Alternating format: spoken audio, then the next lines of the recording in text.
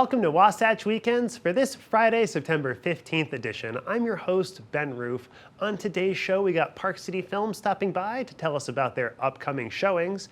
And we've also got an amazing group stopping by to tell us about their incredible new augmented reality tabletop game, Arkham Asylum Files: Panic in Gotham City. An incredible chance to have some fun with you and your friends with a little bit of help from your phones.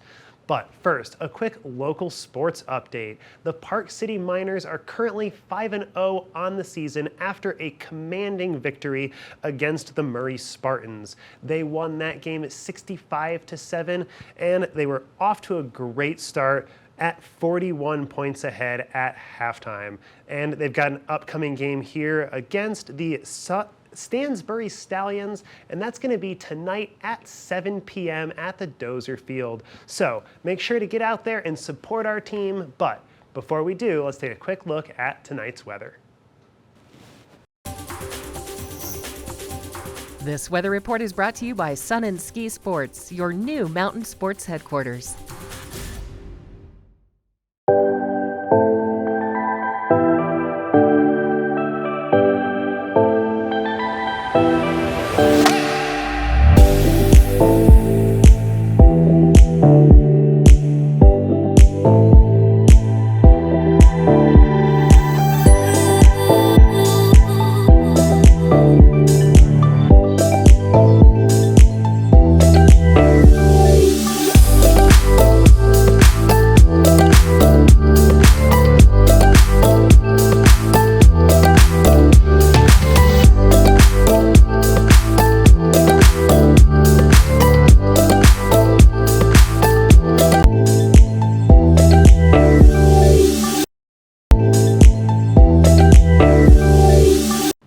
Welcome back to Wasatch Weekends. It's Friday, so we are once again joined by Park City Film and Katy Wang. Welcome to the show. Happy to be here. Thanks for having me. Oh, it's so great to have you. So you guys have a lot going on. It's typically a busy weekend for you. So tell me a little about what you guys have. Well, we're super excited this weekend. We are bringing back one of the favorite films from the 2023 Sundance Film Festival. It's a film called Past Lives, and it is just this kind of heartrending romance about fate and the path not taken. It's basically a story of two children in South Korea growing up who are separated in their, young childhood, kind of elementary school age, and one goes to Canada, the other one stays in Korea.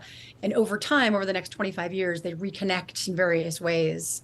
And just kind of that exploration of, as their lives take different paths, are they soulmates? Should they have been together? What would their lives have been like if certain things hadn't happened along the way? So it's just this kind of beautiful story about reconnecting with your past, and how does that relate to your future? And does that change kind of who you are and where you want to go in your life when these people who were important to you at one point in your life kind of reemerge and take prominence again? So it's one of those films where people have seen it again and again, and just, seen it at Sundance and then at other film festivals, and just keep talking about how much they love it. Just kind of that, it's such a unique story, but also a timeless story at the same time. And it just got very beautifully done. So really excited for Past Lives to be coming in this weekend at the Jim Santee Auditorium. Awesome. So is Past Lives, is it a Korean film or a Canadian film or? So it's an American film, but it's partially in Korean and partially in English. So Awesome. When they're speaking together, the couple, the friends, they're speaking mostly in Korean, but of course there's English in there as well. And it's set in New York City, which is my hometown. So always a treat to see the skyline of New York in the back of a film. Awesome. It's, it's something I always kind of, assume at Sundance is that most of the films are not necessarily American films, and if they are, they're definitely not coming from any studio that we've heard of very often. Right. Yeah. Well, usually not when they're at Sundance, but then they'll get picked up and come to bigger studios after the distribution. But yeah, no, it's a great film. Just great. Really thinking about too, as you look at, what it means to be an American and kind of being bicultural, how that intersects with identity and relationships. The woman marries an American, and that comes up, but you'll see that in the trailer, but kind of how that intersects with her connection back to her homeland, and to, her love when she was a child. So it's a really interesting kind of, about culture, about identity, about relationships, just lots of different things going on that make it a beautiful story. Sounds like it's going to be a great film. So as summer is starting to wind down, things are starting to get a little bit cooler. I imagine the weather hasn't quite forced you guys inside yet, but it might soon. Yeah, well, we are inside for the most part. And I should say that Past Lives is playing this weekend. Tonight, of course, Friday and Saturday at 7 and Sunday at 6. So if you want to come check that out, you can go to parkcityfilm.org and get tickets, or come up to the box office and get tickets there. But we are planning a couple of three more pop-up screenings before we close down our outdoor operations for the season. We'll be at the Pendry Plaza next weekend. So if you've been up to Canyons Village and you've seen a little development over there on the left side, on the south end, that's where the Pendry Hotel is, and they've got a number of restaurants in that little area. And so we're doing a pop-up film screening on an LED screen with Dragonfly Media Technologies. So it'll be 3 nights of films, Friday, Saturday, Sunday, next weekend. And they're all free to attend. You can, kind of like if you've been to San Francisco and been to the restaurant Foreign Cinema, you can watch the movie while you eat in the restaurant, or you can bring your own food. That's absolutely allowed. But we'll be showing Princess Bride, a new film about mountain biking, freeride mountain biking called Nothing's for Free. And then one of my favorites from last year, Marcel the Shell with Shoes On. So bringing back that hilarious mockumentary. So kind of something for everyone. Shows will start at 7 o'clock. And then we'll be back at the Twilight Drive-In. We're bringing that back. But this year we'll be going to Deer Valley for 2 nights in October. So 2 different ski films that we'll be premiering on there, starting with Matchstick Productions' new film, The Land of Giants. So still a little bit of outdoor time left for us. But for the majority, most of the time we are back in the Jim Santee Auditorium. Well, and that drive-in sounds like it's going to be just one of the best ways to kick off the ski season, with a couple of drive-in ski movie premieres. So is there anything else you guys have going on? Anything else that, we need to check out here around town? Yes, absolutely. So next Thursday on the 21st, we have a free screening. This is part of our Real Community series. This is where we partner with other nonprofit organizations in town and help elevate their mission through film. So we're partnering with the Citizens Climate Lobby and with Recycle Utah, and really kind of taking a different angle on climate change. So as the climate has gotten hotter and drier over the past decades, we've seen wildfires get increasingly intense and more destructive. Certainly, we're all aware of what happened in Maui most recently, and here in Park City. My community, my neighborhood was evacuated a couple of years ago because of wildfire danger. So it's called Elemental Reimagined Wildfire. And it's really looking at our relationship to fire and how historically fire has always been part of the natural landscape. It's part of the natural ecosystem. But through efforts to suppress it and bring in, homes and all that, we have kind of configured how nature behaves to our detriment. And so really looking at bringing in scientists, wildlife firefighters, Summit County, their wildfire manager, looking at how we are kind of changing that conversation, reimagining, again, how we can live with wildfire safely in the communities that we have already built, and create a more safer environment for us. And then, of course, talk about kind of the downstream effects of climate change, air pollution with the particulate matter in the air, but really a multifaceted conversation. It's all free and open to the public. You can go to parkcityfilm.org and check out the trailer. And if you'd like to register in advance, please do so. Otherwise, just show up and we'd be happy to have you at the screening, because I think it'll be a really robust and interesting conversation, and certainly timely for anyone that has friends or relations in Hawaii, but also here for us in Park City. With the past couple of years, the wildfire danger that we've seen. Well, I mean, wildfires have been such a major issue all across the West, with that, just the smoke just inundating our communities, whether we're here in Utah or out in Colorado, California. I mean, just about anywhere in the country, really, at certain times of year, that smoke is hard to miss. So, yes, and that's part of the conversation too. So we're bringing in some scientists who work on atmospheric science and look at air pollution, right? Because you can smell it, you see it in the air, and you have to think, right? And certainly on the East Coast this summer, everyone was thinking, this cannot be good for us. And guess what? It's not. But looking at what are those downstream effects, wildfires are not just about the communities that are being inundated. I mean, that's certainly obviously very critically important, but this communities that surround it. So wildfire affects all of us across the country. I mean, it is something that all of us should be paying attention to. And so it behooves us to rethink how we are living with fire, how we're managing our landscapes with fire, and letting some of the natural systems do what they do best. Because we've tried to break the cycle, it's creating all of these downstream effects that are very detrimental to our health, to our well-being, to our homes. And then also, how do we construct homes in such a way where they are more resilient to fire? I mean, not, certainly to anything, but you can buy some more time.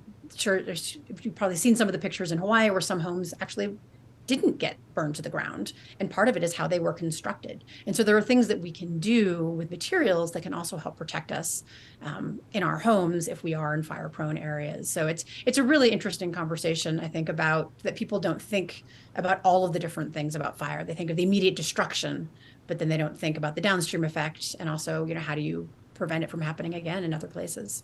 Awesome. Well, let me ask you one last question before I let you go. Just to clarify about this event, is it a movie screening followed by a panel discussion, or is it just the movie screening and all of this is going to be discussed in the film? It's a movie screening followed by panel discussion. So in the documentary, certainly we will have experts from, indigenous land managers, how the indigenous peoples have been managing their land with fire for, generations, to modern day, fire management in the Forest Service and the Bureau of Land Management, to these communities. And then afterwards, what we'd like to do with our screenings for the Real Community series in particular is bring in folks that are local here to Summit County. So what's going on in our community? How can we take what we've learned and seen in this movie and relate it to our everyday lives? How can we take action in the immediate term? And so, so it'll be a 90-minute film with about a 30-minute conversation afterwards, and it's all free and open to the public.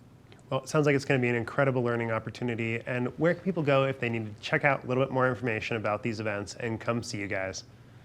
ParkCityFilm.org. You can check out all of our films coming up. You can get tickets online or register for our free screenings, see what's coming up at our pop-up screenings and where to go and what movies are being shown. But all the information that you will need is right there. Awesome. Katy Wang of Park City Film, thank you so much for joining us. And remember to check out parkcityfilm.org for more information. We got to take a quick break, but we'll be right back after this. Weekend.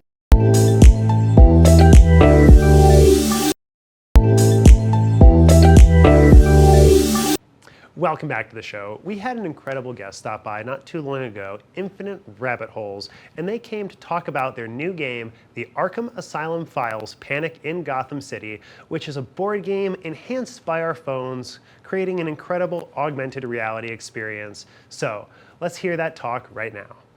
It is Batman Day today, and we're joined now by Susan Bonds and Alex Liu of Infinite Rabbit Holes, who have an amazing new game called the Arkham Asylum Files: Panic in Gotham City. Welcome. Hello. Hello. Nice to be here. Well, it's nice to have you guys. So tell me a little bit about this game. I understand it's kind of a combination between a video game and a board game with a lot of different elements there. So yes, so this is a new type of gameplay. It's being described as a board game, but you actually go beyond the board in the sense that there's a whole overlay of digital content that allows you to be fully immersed. So when we really love the world of Batman. We're huge Batman fans. It's a great, really rich storytelling world. So we wanted to give you, the player, and your friends and family an opportunity to be on the ground level, to really be in the middle of the action, to work with Harley Quinn, who's on the trail of a new mystery. There's a new crime wave, surprisingly, in Gotham City, and you're trying to figure out who's really behind it, what's really going on. As you know, in Gotham, all criminals go through Arkham Asylum. So he gets put into Arkham, and she's his therapist, and she's trying to figure out what's really behind what he's doing. And as we get to learn more about him, we get to do more and more interesting things. For example, we get to go help round up all the animals that were let loose from the Gotham City Zoo. So there's all kinds of things that allow, overlaying digital content on physical elements really allow you to do. Awesome. Well, it seems like it's going to be just a really incredible opportunity with a lot of different elements in it. How many people can be part of it? Yeah, so it's you can do it by yourself, but where the real magic happens is when you bring your friends and family. So anywhere from 3 to 5 to 6 players can play it. You can cast it on your television. And the way that it works is you get this giant box of physical stuff, right? And so you've got evidence files from Arkham Asylum, from Gotham City Police Department. You actually build a 3D model of Gotham City on your table with your friends. And from there, you download an app and you're actually looking at it in augmented reality, right? So what happens very quickly is that the city grows and there's 3D and there's helicopters flying around and trains going around and police cars, and you're really searching the city. And at one point you even get to make a life-size Gotham City bank vault show up in your living room, and you walk in and you put it back together so you can move the story forward. It has over 40 minutes of live action and animated content, but really it's that group dynamic that makes it really special. Like, it's a really fun thing for people to play for game night, although it's actually like 10 hours, so it's multiple game nights, or the holidays that are coming up. It's a really fun collaborative experience. Sounds to me like it's sort of almost like you're taking Dungeons and Dragons the next level and adding that layer of Batman on top of things, but kind of freeing us from that need to make one of our friends run the whole show for us and like kind of, hey, buddy, we really love playing with you, but can you do several hours of homework every night in between games? Well, really to that point, your dungeon master in that case is the Joker. The Joker actually guides you through the whole experience, right? It's hard to describe because it's so new. It's almost like a giant escape room that plays out in your very own home. It sounds like a really fascinating game. So how do you guys come up with this idea? I understand that you guys both have a pretty extensive background in the creative arts. Sure.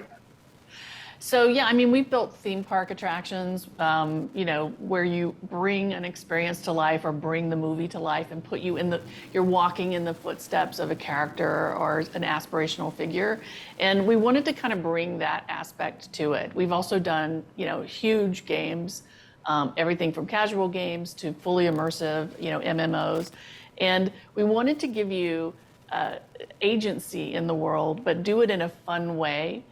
This is really more about fun and being able to solve a mystery. And it's something where, when you get a group of people together, there's a lot of what I call the collective intelligence kind of comes into play. So there's an opportunity for everyone in the group to shine. And it's not something that's incredibly difficult. This is meant to be fun and a new type of bringing a story to life, So it's not like you're just watching a TV show, but you're actually making the things happen that move the TV show forward. Well, and it sounds to me like there's a lot of opportunity there for replayability, that you can either come back and play it again, making different choices, or maybe bring a new group in. But if you are kind of at the limit there with the content, do you guys come out with additions or different episodes? Yeah, so we have multiple episodes already planned and designed. But one of the cool things is once you have all of the physical elements of the box, we can put new layers onto that. So we do have DLCs, digital content downloads that are planned that add to the game that can give you new experiences with the product that you already own. And that's kind of the beauty of augmented reality is, the digital content can change and update, and that's really exciting. Well, and that seems to me like it's really the biggest benefit with this compared to, old school tabletop games or board games or even an escape room, is that ability to always be receiving new content and kind of updating and having everything change so it always stays fresh. Where can where can people find it? Where can we purchase the game? So you can find it at infiniterabbitholes.com. But because you mentioned, augmented reality is so new, we wanted to give people an opportunity to play a little bit of the game for free, to get a little bit of a taste of it. So if you go to seetheworldlikeme.com, you can actually take a dollar bill out of your wallet, download a free app called Joker Vision, and it'll actually build Gotham City on your desk or your tabletop, and you can play about a 15-minute segment of the game. And I think that'll really give you a taste of what this experience can be like. Awesome. Well, it seems like it's a great opportunity, and thank you guys so much for coming on. Susan Bond and Alex Liu of Infinite Rabbit Holes. Thank you guys. Thank you. Thank you. Well, we will be right back after a short break.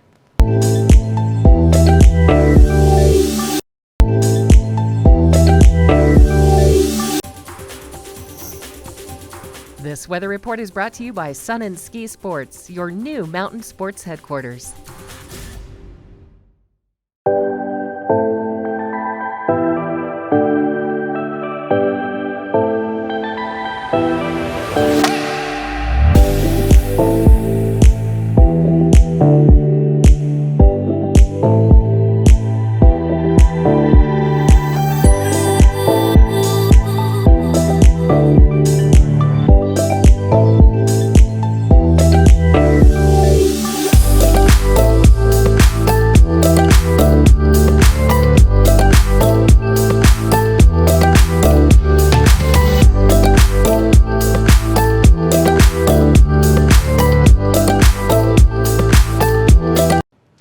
you so much for stopping by for this Friday edition of Wasatch Weekends. Don't forget to catch us tomorrow for our special 1-hour Saturday episode where we're going to be talking to Nuzzles & Co., a couple of local artists, and we're also going to be talking to a nutrition expert about how to really kind of spice up those holiday meals. Until tomorrow, I'm your host, Ben Roof, and this is Wasatch Weekends. Yay!